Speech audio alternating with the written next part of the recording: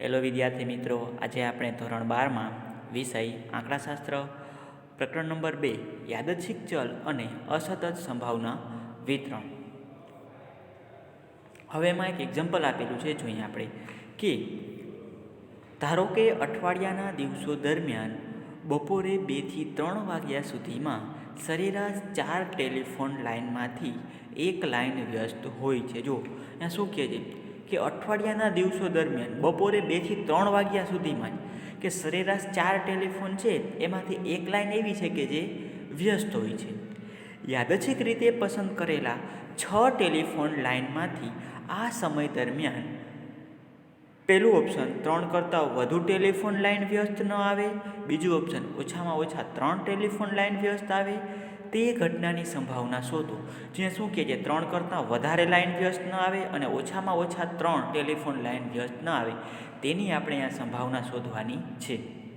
તો ગણીએ આપણે દાખલો કે ધારો કે P બરાબર પસંદ કરેલ ટેલિફોન લાઇન બપોરે 2 થી 3 દરમિયાનના સમયગાળા દરમિયાન વ્યસ્ત આવે, તે ઘટનાની સંભાવના 1/4 છે. જો સરેરાશ 4 ટેલિફોન એવું કીધું એટલે P બરાબર કેટલા આવશે? 1/4.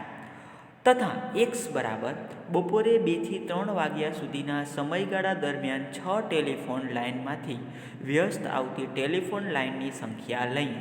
જો યાદચ્છિક રીતે કેટલા જે પસંદ કરેલા 6 છે, તો અહીં n બરાબર કેટલા આવશે? તો કે 6, જે આપણે ઉપર આપેલા છે એ. હવે યાદચ્છિક રીતે પસંદ કરેલા 6 ટેલિફોન લાઇનમાંથી 3 કરતાં વધુ ટેલિફોન લાઇન વ્યસ્ત ન આવે, તે ઘટના એટલે કે 3 કે તેથી ઓછી ટેલિફોન લાઇન વ્યસ્ત આવે, તે ઘટના એટલે કે x < 3 થાય. આ ઘટનાની સંભાવના માટે દ્વિપદી સંભાવના વિતરણનું જે આપણે સૂત્ર હતું એ હવે મૂકીશું કે P of x બરાબર NCx P of x Qn minus x. હવે અહીંયા x બરાબર 0, 1 અને 2 એમ n સુધી આપણે લઈ શકશું.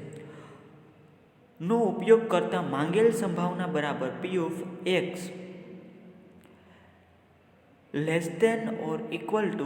3.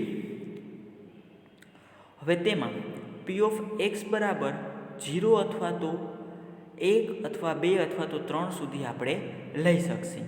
તો 1 માઇનસ P એટલે x બરાબર 4 અથવા 5 અથવા 6 એ આવી શકે છે.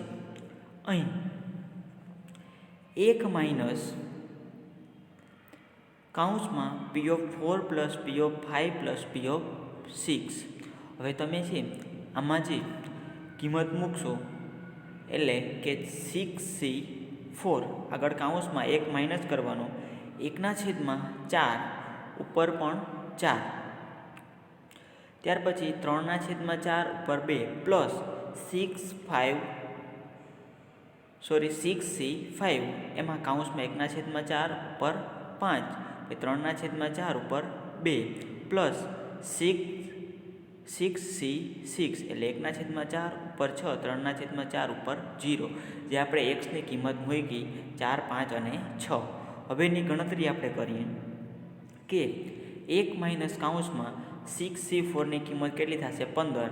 ત્યાર પછી આની ગણતરી કરશો તો 1/256 અને 3/4નો સ્ક્વેર છે એની ગણતરી કરશો તો 9/16 પ્લસ 6c5 કરશો એટલે એની કિંમત આવશે 6, અને આનો વર્ગ તમે કરશો તો 1/1024 અને 3/4નો વર્ગ તમે કરશો તો 3/4 પ્લસ 6c6 એટલે કે 0 થઈ જશે. આ બે નીચે તમે વર્ગ કરશો એટલે 1/4096. હવે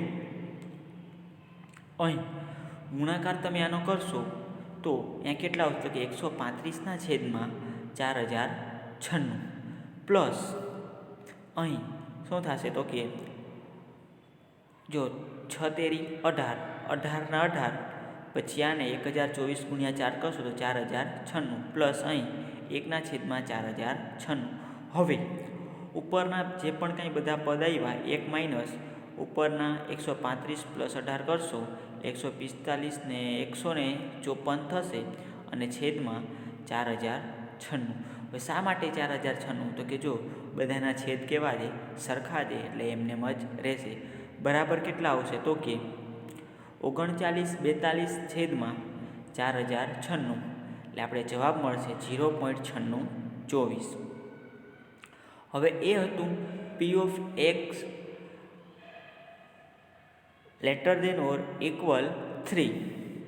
હવે આવે છે ઓછામાં ઓછી 3 ટેલિફોન લાઇન વ્યસ્ત આવે તે ઘટનાની સંભાવના. હવે ઓછામાં ઓછી 3 ટેલિફોન લાઇન વ્યસ્ત આવે તેની સંભાવના શું? તો કે પી of x greater than or equal to 3. એટલે કે પી ઓફ એક્સ બરાબર 3 અથવા 4 અથવા 5 અથવા તો 6 લેશું. હવે ઉપરની ગણતરીમાં પી ઓફ 4 પી ઓફ 5 અને પી ઓફ 6ની કિંમતો આપણે મળશે. તેથી આપણે સૌપ્રથમ પી ઓફ 3ની ગણતરી કરીએ કે પી ઓફ 3 છે એની ગણતરી અહીંયા કરેલ છે કે પી ઓફ 3 બરાબર 6C3. જો અહીંયા એક્સ દેખાય, આપણે સૂત્ર હતું એમાં એક્સ દેખાય, અહીંયા શું કરવાનું? તો કે 3 મૂકી દેવાના. પછી 1/4 ઉપર 3 ઘાત, પછી 3/4 ઉપર 3 ઘાત બરાબર ની તમે ગણતરી કરશો એટલે 6C3 છે એ 20 આવશે. પછી આનો તમે 1/4 છે એનો ગુણ કરશો એટલે 1/64 અને 3/4 છે એની કિંમત કેટલી આવશે? તો કે 27/64. હવે આના સાથે તમે ગુણાકાર કરશો તો 27 ગુણ્યા 20 કરશો તો 540 અને 64 ગુણ્યા 64 કરશો તો 4096. એટલે કે 540/4096 આપણને મળશે.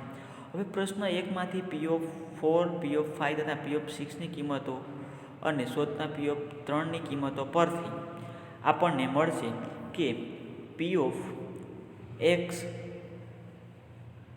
ગ્રેટર દેન ઓર ઇક્વલ 3 બરાબર 540/4096 પ્લસ 135/4096 પ્લસ 18/4096 પ્લસ 1/4096.